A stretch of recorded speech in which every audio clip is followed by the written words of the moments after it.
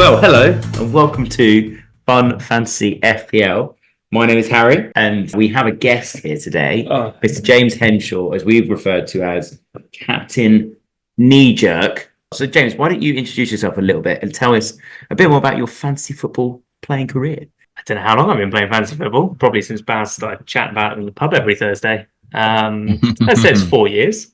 And since then, I don't know what my highest scoring year is. Let's say million, something like that.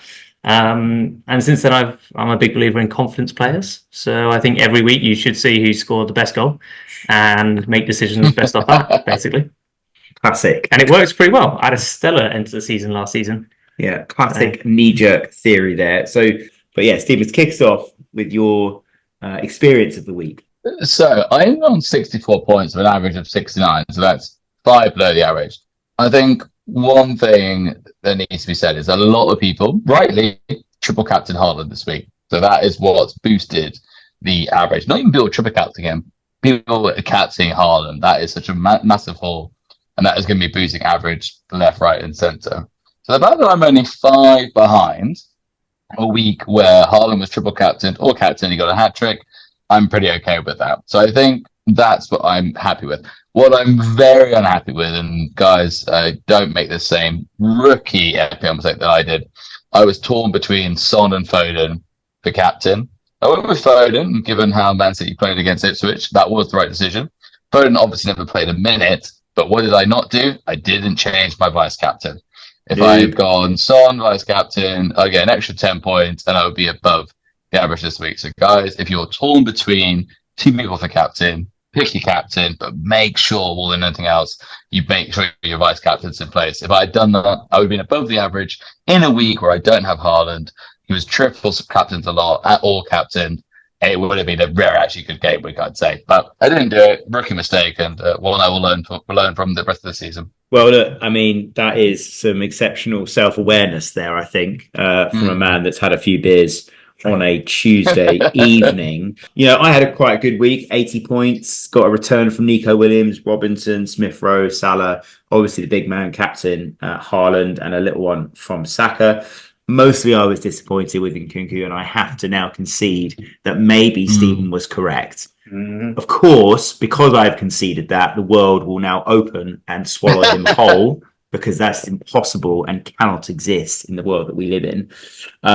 Broadly, I'm happy, but I just don't know what to do about Nkunku anymore. Everyone's saying bring in Smith Rowe. Sell. Yeah, but everyone's saying bring in Morgan or Smith Rowe. I have both of these. So looking for 6.4. Now he's dropped in value. Options for my team, but I have no idea where I'm going to go. So you only got 6.4 left. Yeah. And you say, away. Well, I mean, the first one that comes up is Kulusevski. He started for Spurs. Is he going to keep starting? He dropped in value, though. He's already dropped. For some reason, he stopped. He started, got an assist, but dropped in value. So why aren't you looking at him then? I agree with you, Rodgers and Smith Rowe. Can I talk about Rodgers briefly, actually, before we get into the below 6.5 billion players? Yes, crack on. Guys, bit of a caveat here. Yes, I've had a few beers. Maybe we can get back to that later, because the game I wanted to talk about was Arsenal Villa. I watched every minute of that game, and Barry and also James, actually, interested for your opinion. Did you watch the game? I think that's the only game I didn't watch, actually. I watched part of it, but as it was my birthday weekend, I was also very drunk at the time. Okay, so that's actually perfect. So your opinion is going to be based on Twitter and articles. How good was Rodgers in that game, according to the internet? Probably the best player on the pitch. I don't know. Yeah, Lionel Rodgers, basically. Lionel Rodgers. He was good. Like, some of the things I've been reading, I'm absolutely flabbergasted. Now, as an FPL asset, I think he's also a must, though. Not because of he's Lionel Rodgers, but simply because he's a 5 million cam starting for Villa, who are going to be at the very worst top 10 this season. What I would say to those people out there is get him in your team. He is a very good asset and he enables other players, but do not get frustrated if he's not getting a hat trick or a goal or assist every week. He's not going to be that. He's just not. He's going to quietly accumulate points. He'll get a haul here and there, but do not expect him to be getting, I mean, honestly, I could not believe what I was reading on Twitter some of the things about him. Stephen, he's got 4 points. 4 points in 2 weeks. Soucek has got more than that. Exactly, yeah, but Villa they were away at West Ham, who went away and won at Palace. He was at home at Arsenal. He is for 5 million. I can't see anyone better than him. Honestly, do you know what? He is already a must. Unless he loses his place, which I can't really see happening, he is just a must. He starts at Villa, who are a good team in FPL, and that allows you to, which maybe we can get to later, that allows you to put money into other areas. He's obviously a must already. Yeah, so Stephen, obviously we touched on a few of the games there, and you picked out a few players. Morgan Rogers has been in my team since the start, just because he's cheap and gets forward and effectively is OOP as a 5 million midfielder in a very good attacking team. The problem for Villa, as you touched on another podcast, is whether their squad strength is going to last when they do hit those European fixtures. But we'll see how that goes. But James, why don't you talk us through your performance this week and players you're happy with, players you're disappointed in.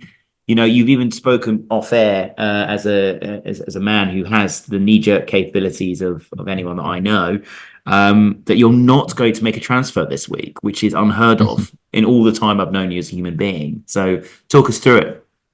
Yeah, first of all, it's probably the best possible time I could be on a podcast, because we've got Stephen with 60 points at Stephen, something like that. I don't know. 64. Bad's with 80. I'm coming in with 81 points. 81 so points. Probably the best time I could possibly come on the podcast this year and probably next year. But no, I look at my team. I'm quite happy. I'm not overly happy that I fell for the Stephen Berry advice of getting Guardian. Should have bought Welbeck in, really, shouldn't I? He's playing with confidence. Would have been a good signing. When you finish off your analysis, I'm seeing some red in your teams there. Yeah. You've got Barco and who's that? Fraser. Who's he? Don't know. But also, it doesn't matter, because even if you get 20 points in your bench, still 0 points. Fernando will know that. But the one thing as well, I sold Solanke to bring in Vardy, which fair enough, he's not going to get a load of minutes, but short term he's fine. He's not going to lose his value. And Trent I bought in, who got me 6 points. So happy days, played well. Probably should have got an assist if John took a good head. Yeah, I mean, look, I think Trent's a player I worry about because I want him in my team. I want him, I want Porro, and I want Palmer. I can't, unfortunately, fit all those 3 players in, plus Thacker, Haaland, and Salah. So I think it's really going to be games where the formula that I have will work really well, and I'll be laughing, and there'll be weeks where it's not doing so well. But there's an old piece of wisdom that someone said to me: you won't win FPL in the first couple of weeks, but you can definitely lose in the leagues that you're in. And that means basically it's about starting right, keeping that momentum. 80 points for me, still in a formidable position. In the mini league, which we'll come on to towards the end of the show, James, you're sitting at 9th. I'm at 6th. And Stephen, I have to keep scrolling to find you. Where are you, Stephen? So once again, I would like to bring up a few things. So once again, I at the good of this podcast, I said that Barry could have first pick and everything. Saka, I wanted to have. Haaland, I wanted to have. So Smith Rowe, I wanted to have. But again, because I'm such a nice man, I let Barry have all these players. And if it was the other way around, I wouldn't be doing this scrolling joke around like, Stephen, I can't find you on the team sheet. But that's part the by. But Stephen, come on, you'd be ripping me just as much. Don't worry. I mean, look, Barry, that might be the case, but we only have evidence of you doing it. So right now, I'm saying that this is the case. Maybe next podcast season we can talk about this. But Steve, I'm also scrolling. Have you forgotten to join your own mini league? I think he may have. I think that's a podcast exclusive. He has failed to join the mini league, of which no, the one about this podcast. Stephen, you're on a podcast. Everyone is listening to the podcast is that one. Oh, then in which case I have then, yes. Yes, you have forgotten to go into that one. But anyway, everyone should join the mini league. I'll retweet the code after the show. And if you're in a WhatsApp group and listening to this and aren't following the Twitter, firstly, how dare you? Secondly, just text me and I'll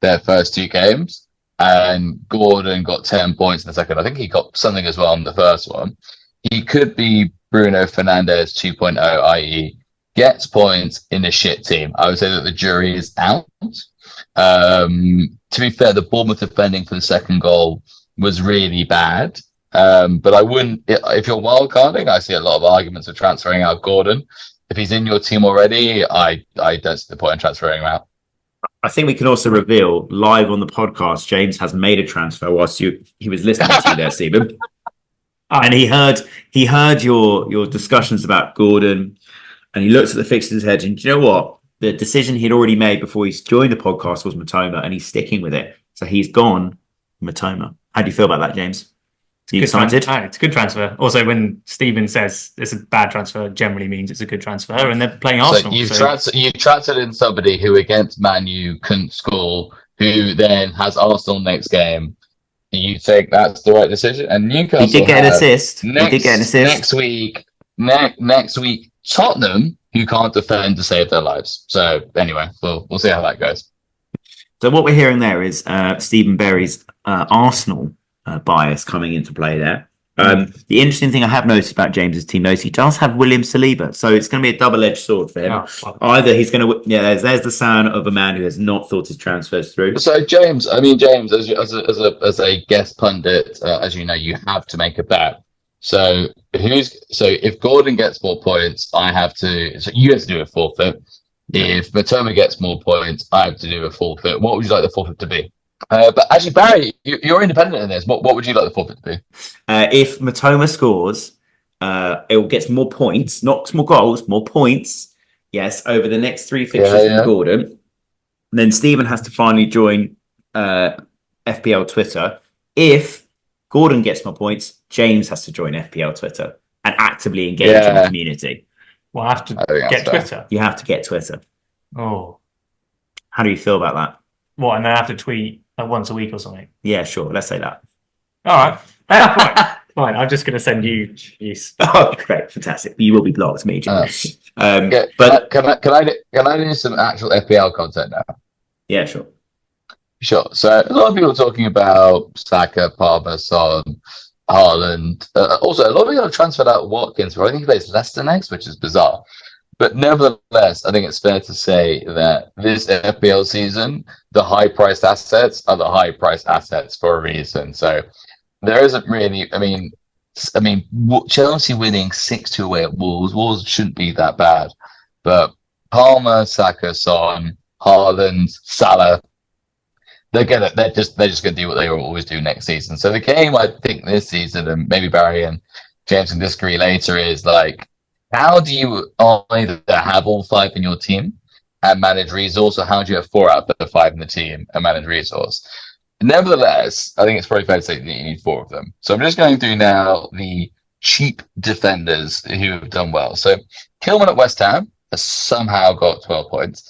He's got 12 points in game week 2 and 1 in game week 1. He's 1.9 owned. Now, West Ham are managed by Locatelli. He is a very boring manager. He will be David Moyes 2.0, i.e. he'll be very successful. He'll defend very well, but the West Ham fans will hate him. So he looks very interesting at 4.5. This Mazraoui lad who has usurped Diallo at right back has gotten 2 good hauls in 2 weeks. Man U aren't going to keep a clean sheet every week. Nevertheless, he's 4.5, and Man U is Man U. They will eventually do okay. And then there was an Ipswich defender who, even though they conceded 4 goals, I think it was Greaves. He somehow got some sort of decent points as well. So if you are looking at cheap options in defence, there is actually quite a few. Hall for Newcastle, Burn. Aston Villa's right back, Matty Cash has been injured. There's a 4 million who's coming there. He's only out for a month, but it might do a job. Southampton have done. Southampton have 2 4 million starters in defence. So basically, I mean, I guess the question is like, it might just be. This is why I think the wild card this week is pretty interesting. That's why I hope that James would do it, because having Palmer, Saka, either Son or Salah or whatever combination you want to do. And Haaland, you can do it. You can do it pretty easily. Like there's a few cheap players up to the 5 million range. Diallo for Man U. He's just worth owning because he's just so much fun to own. He was at Leonard Sunderland a few seasons ago, and he only scores worldies. He can't score tap-ins for love nor money, but he will score screamers every week. Smith Rowe. There's some genuine. I know Vardy is potentially controversial, but I think it's good. There's actually some really good cheap options. So actually, wildcard this week could be one. Stephen, I think to summarise your point, the high value players are high value for a reason, and we need to pick ones, or we can't have all of them. I did just have a play and see if you could fit in Palmer, Saka, Salah. I tried to fit in Son, it didn't work, and Haaland, and then my defence garbage and a few 5.5s dotted, and it is possible. But you then sacrifice lots of other players, and like I said, I want a Trent or a Porro. But James has to shoot off in a minute because he has to go make dinner and has a life outside of podcasting. But before he does that, I want to ask two questions. Firstly, who are you regretting not starting with? And apart from your Matoma shout, which obviously is a dead cert, what would be your wild shout for the next couple of weeks? Players you like the look of and you think, do you know what? This is a sneaky one. Do you have any to suggest? If you don't, that's not a problem. But I have a second question if not. But firstly, so who are you regret not starting with? I think it had to be Trent. Okay. I think not having Trent, it's the first year I've not had Trent in my team. And I basically spent all my game week 2 trying to get him in, which I did, and he brought back some points, so it was a good transfer. Definitely missed him. Was feeling pretty confident about not having Palmer until, well, especially when I saw they were drawing like 2-2, and I thought, fine. And then all of a sudden, well, how many points did you get? 17. Yeah. So a bit of an issue there. So Palmer had him in the draft a lot, for Saka actually as well. I don't know, has he scored more points than Saka? Yeah, I think so. He has, yeah. Okay, yeah. But not much, but by like 2 or 3, I think, overall. Yeah. By 1 point. So, all in all, not too bad. But no, I think just Trent. I think this is my best start to a year I've had. Cool. And any wild shouts? Anyone you think you like to look off? Anyone that you've just thought, or have you not watched any football and you're just hearing things on our podcast and going, that sounds interesting? No, watched a lot of football this weekend. Didn't really do a lot else. Even went to watch Leyton Orient in the rain with that was your fault. Yeah, it was my fault. There was no good football there. I think Smith Rowe. He's the biggest question. Should you have him? He's cheap. He's bringing points. He's also now gone up in price. No one. I'm actually for the first time in my however long I've been doing FPL, I'm actually quite happy with my team. So. Good time to come on the podcast with 81 points. Bad time to come because I'm not wildcarding. Okay, but then before we let you go, just to wrap up, James as Captain Kneejerk, just to summarise this man as an FPL manager.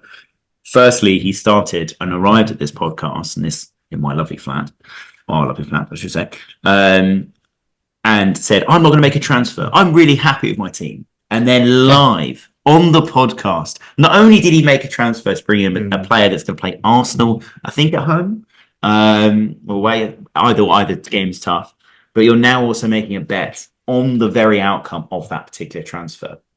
Do you think that's like the definition of you as an FPL manager? Yeah, probably should have gone to the pub before. No, well, more also hearing Stephen's opinions sways me heavily. Yes.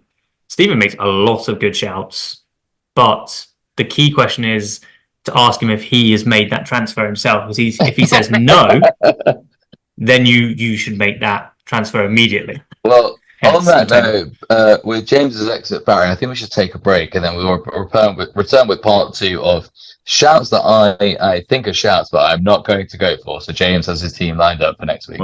Well, round of applause to James. No, thank you, James. Woo! In the last section of the show, what we're going to be talking about is cheapy players. Now, these are players that we consider enablers. We all need them in our teams.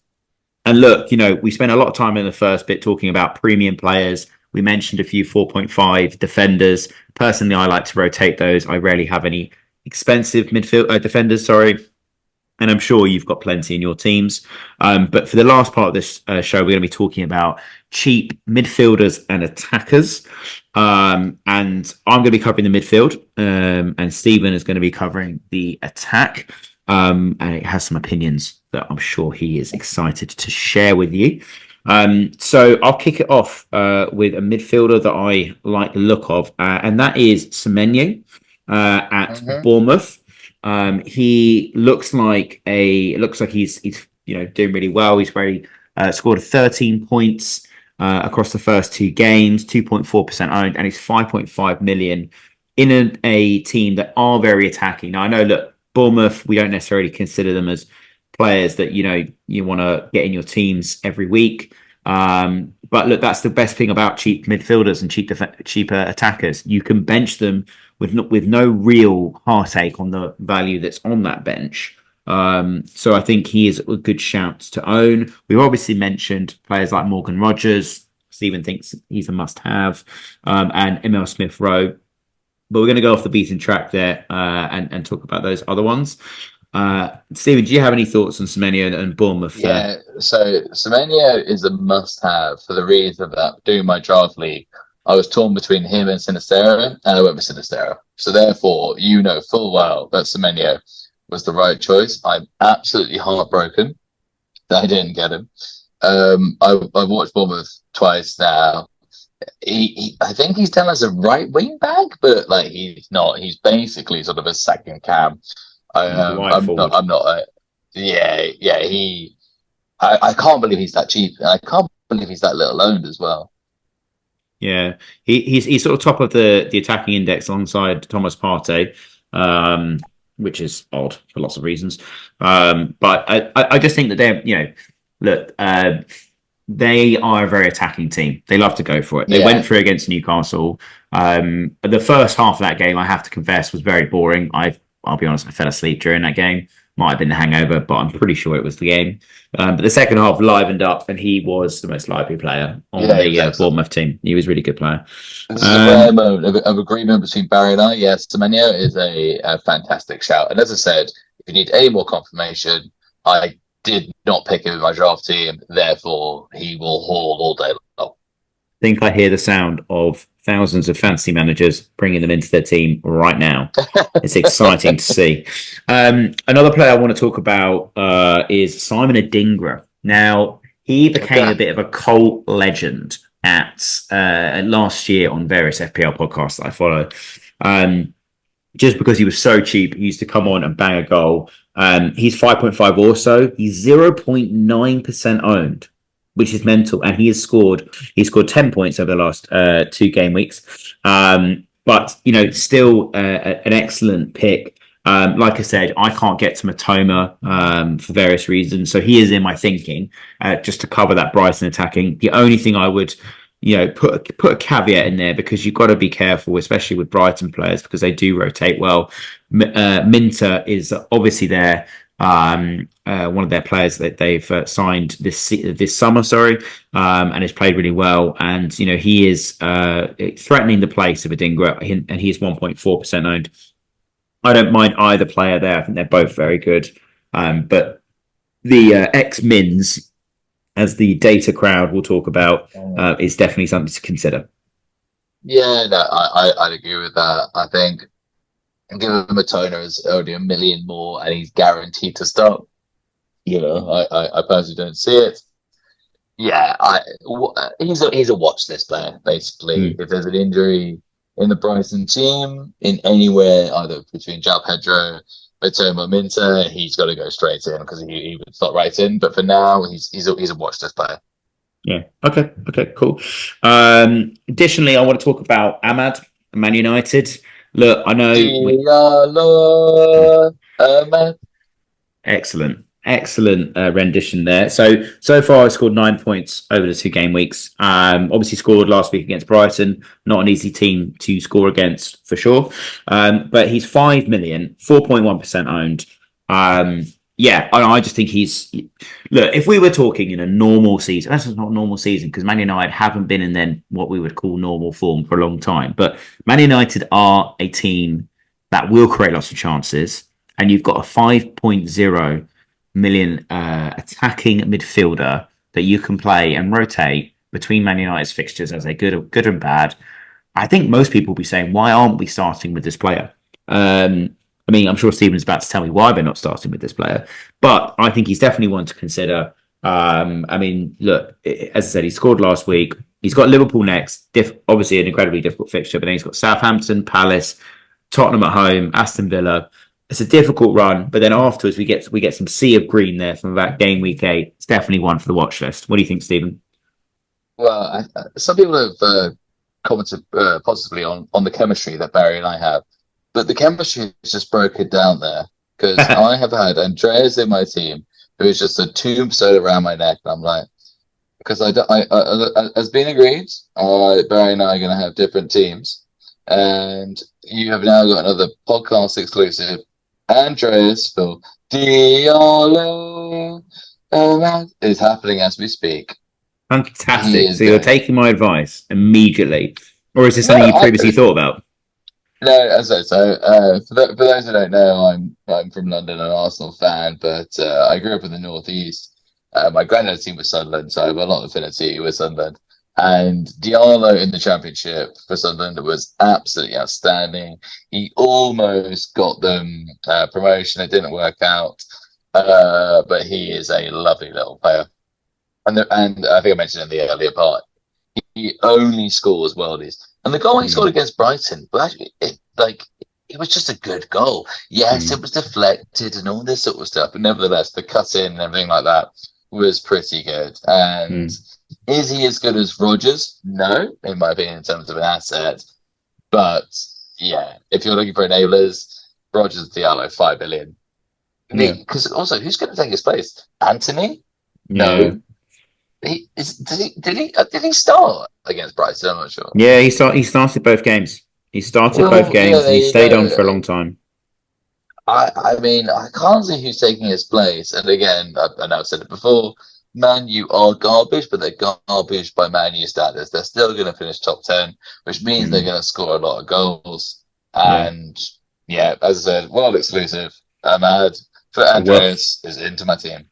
So the best thing about that comment is the fact you think that we've gone worldwide, which is exciting to say a world exclusive. So yeah, his minutes, so just looking up whilst you were talking. So he played 60 minutes against Fulham, got the 3 points because it's the clean sheet, got the goal and played 89 minutes. Anthony did come on for him against Brighton, got a total of 1 minute. Somehow Anthony is 0.2% owned. For those 0.2% players, if you are listening, please seek help. You need help. It's not the player that's going to help you at all in this life or the next. But anyway, look, we focused on the 5.5. I'm going to go for another 5.5 here before I talk a bit cheaper. And that is, look, he created a lot of enemies the other week when he played against Newcastle, but Brennington Diaz. I mean, look, you owned him last season when he was at Sheffield United. He's an absolute shithouse. He's currently 0.2% owned. He's not had a return yet, but that's not through lack of trying. He's started every game, played 70 minutes against Newcastle, and then for Forest, played against Forest for 90. I think he gets some really attacking positions. He pleases the eye test. He's got great hair. What's not to love? I think his hair has just made selling point. I mean, look, if you're doing a strategy of, which I can't really see, of having Diallo and Rodgers 5.5, sure, but Barry, do you know what? You're right to call him out. The 5.5 is probably the best, but there are too many better options around that price bracket. You're hoping for I mean, look, the benefit you get from having him is that if he scores, you can imagine the Luke Ayling celebration. That's basically his biggest selling point, I'd say. He was basically, I guess put it this way, if he didn't play for Chile and he represented England, would anyone rate him? That's basically his only selling point. is that he represents Chile. That's it. That's his only selling point, really. Right, nice. That's some good analysis there, Stephen. It's true. It's true. It's like Rodgers the other day. If Rodgers was French, literally no one would be talking about his performance. He was fine. I'm sorry, but it's just true. If he didn't, in the same way that if Rodgers wasn't English, No one will talk about him in the same way. Brennan Diaz didn't pick Chile. No one will talk about it. It's just a fact. Okay, no, that's fair enough. I do think he's an interesting option. He's definitely one that you could pick if he goes on a good run. Yeah. And you want to get one over on your mini league rivals. Sorry, Barry. To give you some credit, he is probably the best out of the 5.5s outside of Smith Rowe. Yes, I think that's fair. Yeah, I'm not sure I agree. I would go to that extent, but I'll because I actually have a 5.5 I want to talk about, and I've already given them a shout out. Another 5.5, I should say. I've already given them a shout out from our Wednesday football crew. A team of lovable chaps, the Tractor Boys from Ipswich, and look, we've not been so complimentary of Ipswich's performances, but there's two players I want to pick out. Firstly, we've got to talk about the goal scorer, or his name I'm going to absolutely butcher, as I butcher with most. Samodix, 6 million, 0.3% owned. Obviously, he scored on the James Henshaw Captain Kneejerk scale. He must be brought in immediately. But look, scoring against City, it's not that easy. Not everyone can do it. I think it's a good sign for their team. They've got a great run of fixtures. I think we're sleeping on Ipswich. Let me talk you through their next couple of fixtures. And I think it's really interesting to talk about Ipswich because they're a newly promoted club. They haven't been in the Prem in 22 years. They've kind of been written off as like they're going to go down like Luton bravely, but they're still going to go down.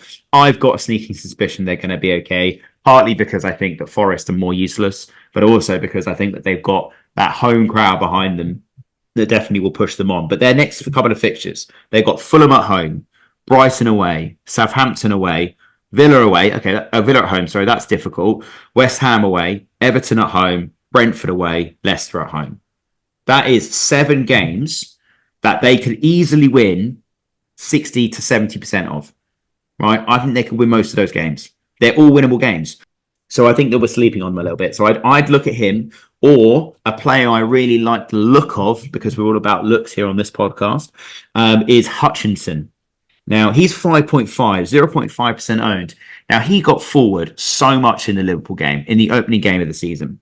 I really liked his energy, and I think that he is definitely a player to watch. He's just a really exciting player. He's like a dog chasing tires. He doesn't know why he's doing it. He's just doing it. He's just going for it, and that energy, I think, is going to really serve them well. I honestly confess, I don't know anything about him, where he's come from or his background, and he's not got a return yet. But that run of fixtures, look, as I'm a fixture over form man, I definitely believe it's one to look at. So I honestly think, in terms of the midfield, those two players there could definitely sort you out.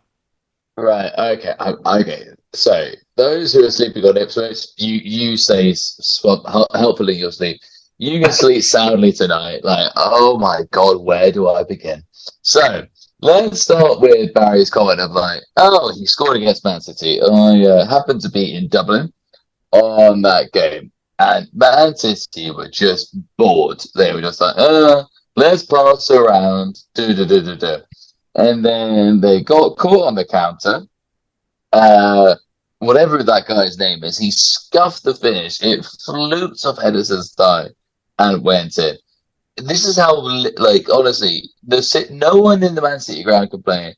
Pep Guardiola yawned, and then they just did 5 minutes, and they just destroyed them, and it got to 3-1. Saying he scored against City, he deserves respect. Honestly, you did not. If you watched that game, you would not be saying that. Omari Hutchinson. So he was an Arsenal academy grad. He then went to Chelsea to flourish his career, and that obviously, as we know, goes in one direction. He then obviously ends up at Ipswich after there being on loan last season. I don't mind him as a player. I think he's okay, but my God, at that price bracket, if he was 4.5 or 5, I'd look at him. But my God, do not go for him. I think if it's an enabler that was able to bring you in, Emma Smith Rowe, Rogers, Ahmad, like he's just not even in the conversation.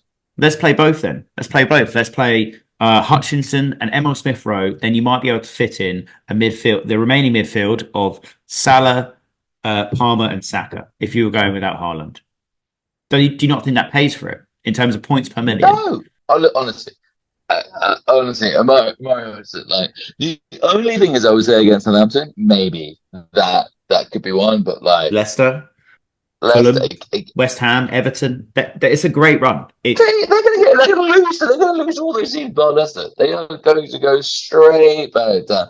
They're not a Luton team. Luton. Again, I watched a lot of championship football because of my Sunday connection.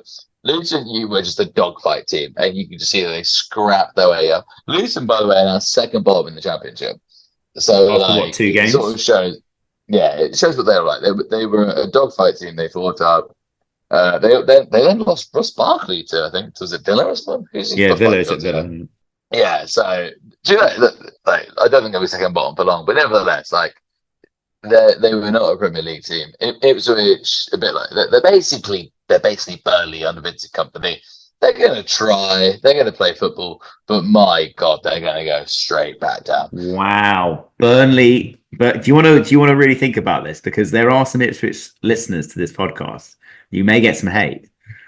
Oh, I will embrace the hate, and then your manager will end up going become the Bayern Munich manager. I mean, what an honor that will be. Wow. What a way to talk about Kieran McKenna, hey? He's a hero. Yeah.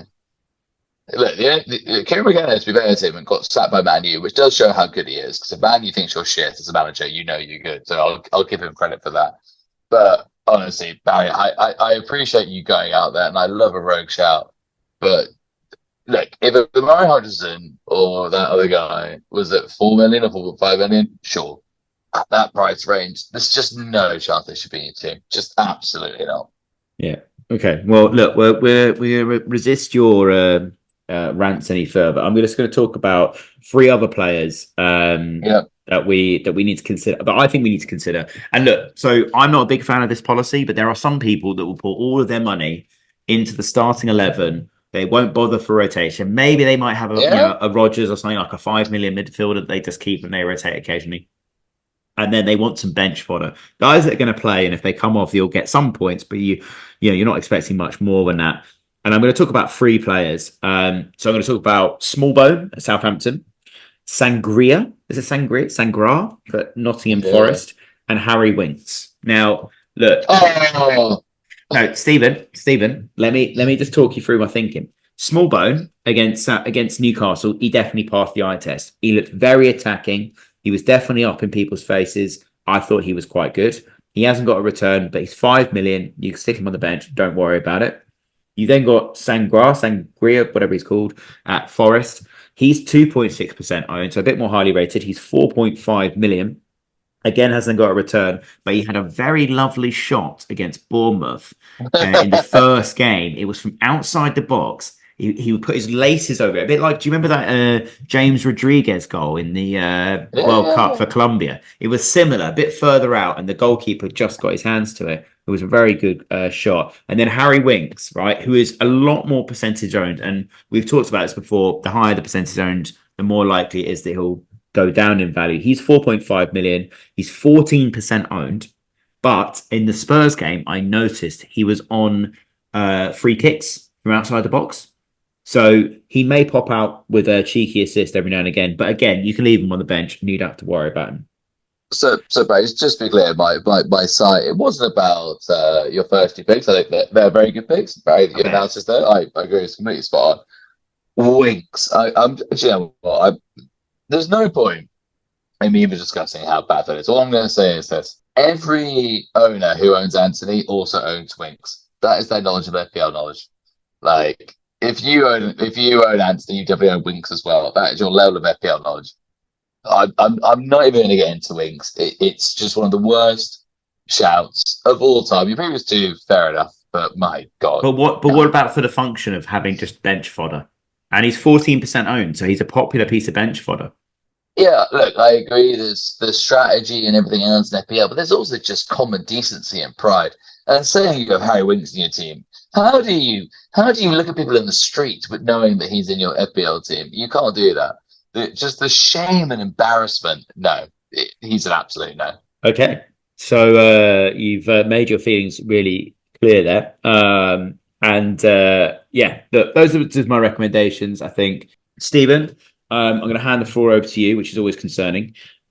So why don't you talk me through the strikers you're thinking about? And your range was up to 7 million. Is that correct? It was. The first one, who has just dropped down to 6.9, is Fulkrug. Unbelievable he's dropped down in price. There is no chance Antonio keeps playing for West Ham. He was bang off the pace in the first game. West Ham wouldn't have signed him. I honestly, how he is at 3.1 average ownership and dropped in value is beyond me. Now, the only thing I'd say about him is the Bundesliga tax and everything like that. He's a late bloomer. Nevertheless, West Ham won 2-0 away at home at Crystal Palace. I know Crystal Palace, I don't think are going to be that bad this season. He is really, really interesting. I would be shocked if he doesn't start next week. If you're one of those people who have lost patience with Isaac, he's got to be the transfer, surely. You think he's gonna start against City? Good question. But why wouldn't he? Because he hasn't started the last two. He hasn't started the last two games. Yeah, but two game weeks, it seems to be the rule of thumb of okay, you don't bring them in there. Fair enough. Okay, you raise a good point. Maybe transfer him in the game week offers, but why have West Ham bought him? I think he's a great player. I think he's a great player. I agree with you. He is a great player. I think he's maybe just a bit early to go in. I think they're going to stay loyal to Antonio a little bit longer. You can say what you like about that, but I think that's probably the right decision just to ease him in. But I think if you start him at home to City when he's going to get stamped on, he's going to get nothing on the ball. He's going to get not even a sniff of a chance, especially if Rodri's back playing. Where he's going to be hung out to dry. I would be saying to the manager, no, look, I still need to be eased into the team because he's a player that imagine City are winning 4-0, right? And then he comes on, he could definitely bag a goal then. And then he's going to be starting against in the next game. And he might have a better chance. That's because you know what? Actually, Barry, you've actually convinced me the other way around. This guy's look, I'm going to run at a brick wall for you. I'm going to batter down this. Antonio looks gone. I love Antonio. I think he was a fine player. It's such a shame with injuries and how late he bloomed. But unfortunately, time has caught up with him. He's gone. Fulkrug has surely got to start, and he'll score. He will score in the Premier League. That's just a fact. Yeah. Okay, cool. So who's your next player then? I really like Kuno at Wolves. I think he's a very good player. I know Wolves got battered 6-2, but they still scored 2 goals. They were very unlucky against Arsenal. He didn't play in that game, but he actually had a very good chance in that game to score. But 6.5, I think it's a bit of a steal, actually. I mean, 2.5% owned. I think a lot of people are planning into midfield players, but I mean, he's a very strong player. Did you know that Opta have actually rated the Wolves' start to the season is the worst ever in terms of fixture difficulty in Premier League history? Well, there you go. But the reason why we're doing cheapness is that a lot of people are just let's load up premium assets. And I think Kuno at 6.5 is he'll score. I don't know who Wolves up next, but this man Forest. They got Forest. Well, there you go. There you go. Okay. We go down. We said Brentford. I mean, not really for me. The one I really want to talk about is Eddie Nketiah. Now, man, your boy. My Arsenal boy. Now, Haaland boy. Now, what Crystal Palace surely have not paid 30 million for a backup striker. Surely not. He's just screamed Crystal Palace. He's a London boy, young London boy. He's going to start. I think Mateta actually is going to Saudi. I've heard in the back of my mind. I think that's probably sort of generated Mateta? Yeah, I think I've read somewhere that he's... So my mate at work, who's a Palace fan, says that what they call it Palace syndrome. Have 4 good games in a row, get sold. So that's probably hit that threshold. But why would they sign him? They are not signing him to be on the bench. They've lost Anderson. They're probably going to lose Gay or maybe not. So if you're going to deploy 30 million, Palace would probably do 30 million to replace Anderson over somebody who's going to start. Do you know what I mean? Surely Nketiah is starting. Well, I heard that I heard actually it was the other striker that was off, whose name has just escaped me. Edward? Edouard, yeah, I've heard that he was the one that was going and Mateta was staying, and then Nketiah is going to come in to back him up. That's what I heard. Palace spending 30 million on a backup striker. I mean, Yeah, money. Maybe that's what football's become. But Yeah. I agree with you. I wouldn't bring him in immediately. The Mm. second he starts, though, he's interesting. Look. Arsenal fans would agree he's not the best striker in the world. He shouldn't be at Arsenal. All that other stuff. Nevertheless, if he starts at 5.9 million, he's going to be a pretty good goals per million ratio basis, is what I would say. So yeah, okay, cool. No, I think he's good. He's interesting. I just looked up the fixtures for Palace after the transfer window and after the international break. They've got Leicester at home, Man United at home, Everton away, Liverpool at home, Forest there away. you go. It's not bad fixtures. That's a great run of pictures. So I look, he could, but yeah, I'm sitting on Muniz at the moment, getting a bit cold feet about him, to be honest. So I may be looking to move him on, and I guess he's currently 5.9, so it's definitely an option. Okay, cool. Moving on to the next one. We've talked about Vardy, so we won't talk about him in there. I think the other one is Ferguson. If he comes back from injury, will he start over, which we'll get to later? João Pedro is still 0.5 million. So the only thing about João Pedro is that he was 20% owned. Yeah. So he's still 5.5. So if you're thinking about João Pedro, the good thing about it is you don't have to move now because he's such high owned that, and people aren't really going to jump on him. His price has stayed the same. João Pedro is going to hold his value.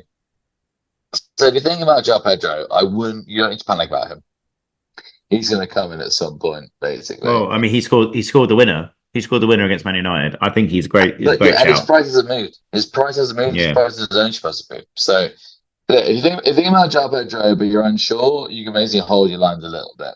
Yeah. The one that we really, really have to discuss is that boy Welbs. That's the one that we need to discuss. Wow. Danny Welbeck, what a start. 5.6 million, 9.4% owned, 21 points over 2 game weeks. Look, he's had a good start. He's got Arsenal next, another one of his former clubs. He loves scoring against his former clubs.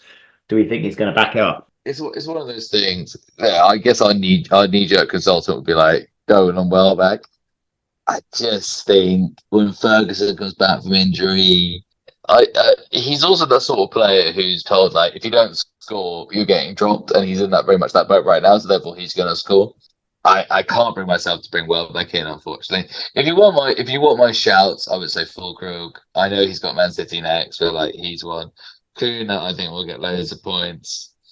Vardy, who's obviously already in my team, who by the way has gone up in price, by the way, Barry. He's gone up from 5.5 to 5.6, and the other one to keep your eye on is Evan Ferguson, who, when he comes back from injury, you would assume he would get into the team. So they would be my cheaper shouts, basically. We are coming close to time, so we'll just wrap it up by talking about any shouts for the week coming up from your side, Stephen. Anyone that you think could be interesting to think about more generally, and any rogue decisions that you think you might make. Any the one that I'm actually very positive about is Watkins, captain, who's against Leicester. He's been, again, I can't believe how much he's been sold before he's playing Leicester. If I was going to go for a rogue shout, might be, I'd like to see Maatsen start again. Surely Maatsen's going to come into the team for Villa. Surely he does. Watkins captain, I'm pretty confident with. Okay, Watkins captain it is. So look, I know it's been a slightly longer podcast this week, and I hope you stayed towards the end, and I hope it's been useful to you. It remains for me to say thank you very much for listening. We've been Fun Fantasy FPL. Please do give us a follow on FPL Twitter and on Instagram. Please join our mini leagues. I will be sharing the links afterwards. And just before we go, I've got to give a shout out to my partner, my wife, the editor of this podcast. Managed to score 107 points on her FPL team this week. Woo! Unbelievable performance. Thank you very much for listening. And hope you have a good fantasy week. Thank you. Stephen, don't go anywhere. And you want another beer?